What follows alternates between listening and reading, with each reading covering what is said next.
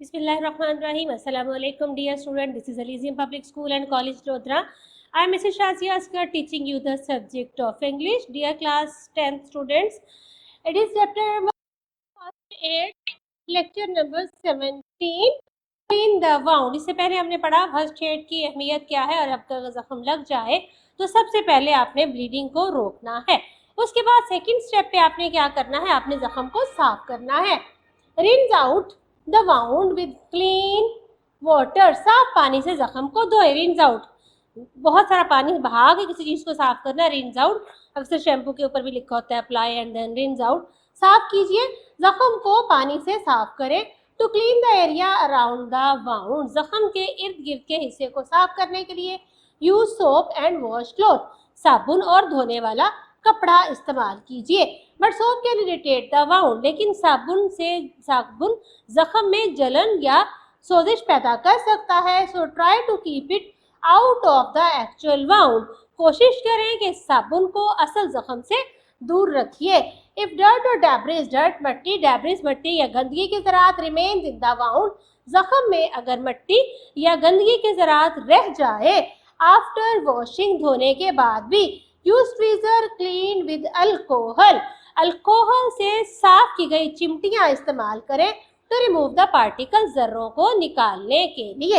अगर साफ करने के बाद भी जख्म में मट्टी या गंदगी के ज़रात रह जाते हैं तो जख्म को साफ करने के लिए अल्कोहल से धुली हुई ट्वीजर या चिमटियां इस्तेमाल करें। इफ डेब्रिस स्टिल रिमेन, अगर गंदगी या ढेर के ज़रात अभी भी रह जाते हैं, सी योर डॉक्टर, तो फिर अपने डॉक्टर से रजू कीजिए।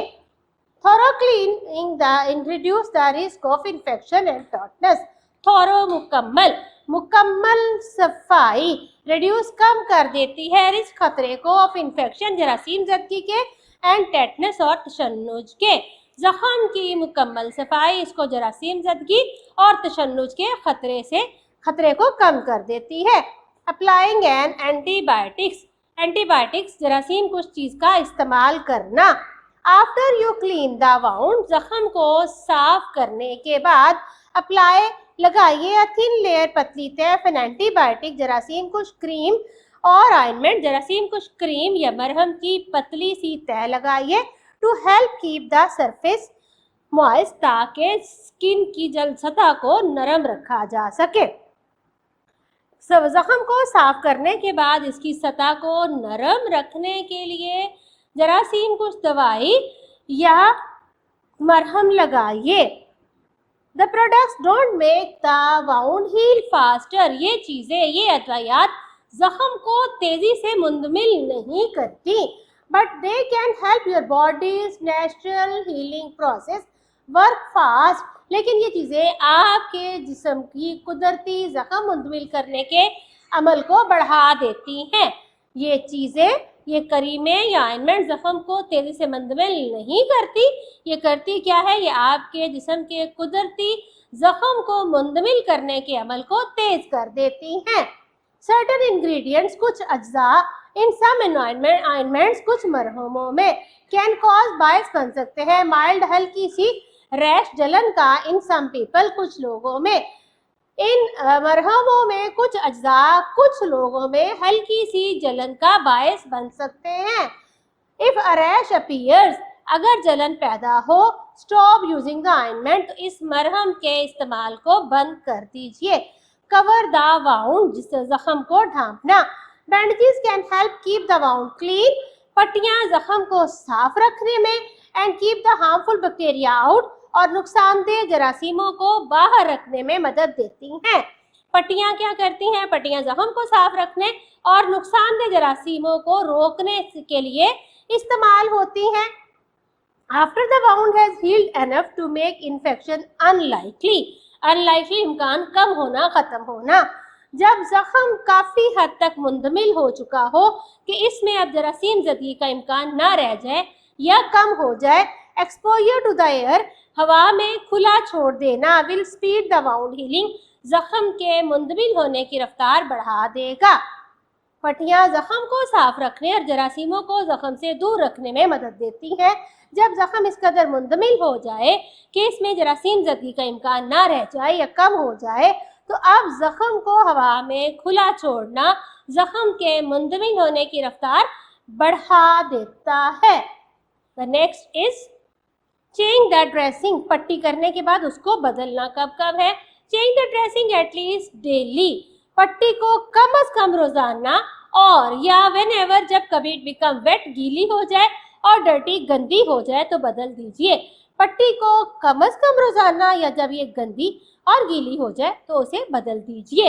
If you are allergic to adhesive used in most bandages, अक्सर पट्टियों में इस्तेमाल होने वाले चिपकने वाले लेसदार मादे से अगर आपको एलर्जी है, switch to the adhesive free bandages, तो बगैर लेस द चिपकने वाली पट्टियां और स्टेरिलाइज गैस जरासीम से पाक जालीदार कपड़े को इस्तेमाल करें, held in place with the paper tape, जिसे अपनी जगह पर कागजी टेप से चिपका दे।